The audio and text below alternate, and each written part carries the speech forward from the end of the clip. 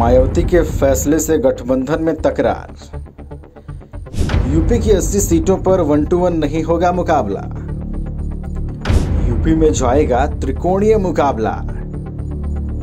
मायावती अकेले दम पर लड़ेंगी 2024 का चुनाव। गठबंधन में सब कुछ खराब होता नजर आ रहा है। एक तरफ तो सीटों के बंटवारे को लेकर लगातार खटपट सुनाई दे रही है, तो वहीं अब मायावती ने गठबंधन से किनारा करने का मन बना लिया है।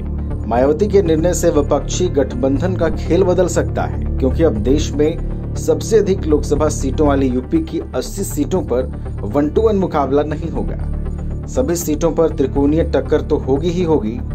आंकड़े बताते हैं त्रिकोणीय मुकाबला हुआ तो उत्तर प्रदेश के परिणाम विपक्ष के लिए बहुत चौंकाने वाले होंगे।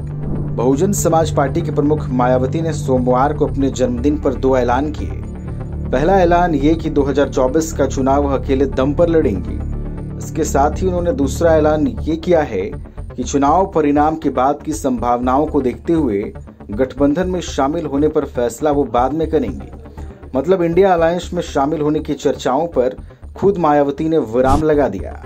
अब मायावती के अकेले चुनाव के लड़ने के फैसले के बाद 2024 चुनाव को लेकर कई तरह की थ्योरीज पर चर्चा शुरू हो गई है। माना जा रहा है कि मायावती के निर्णय से विपक्षी गठबंधन का खेल बदल सकता है, क्योंकि अब देश में सबसे अधिक लोकसभा सीटों वाले उत्तर प्रदेश की 80 सीटों पर 1-1 मुकाबला नहीं होगा। सभी सीटों पर त्रिकोणीय टक्कर तो होगी ही होगी। आंकड़े बताते हैं कि त्रिकोणीय मुकाबला हुआ तो उत्तर प्रदेश के परिणाम विपक्ष के लिए बहुत चौंकाने वाले होंगे। अभी हाल ही में कांग्रेस नेता राहुल गांधी ने एक जनसभा के दौरान कहा कि आप ये मत सोचिए कि कांग्रेस पार्टी बीजेपी से टक्कर नहीं ले सकती। मैं आपको गारंटी देकर कह रहा हूं कि 2024 में हम बीजेपी को हरा देंगे। वहीं दिल्ली सीएम अरविंद केजरीवाल ने कहा कि सारे लोगों को साथ आना होगा। ये लड़ाई राहुल गांधी की नहीं है, ये कांग्रेस की नहीं है, इस देश को बचाने की है।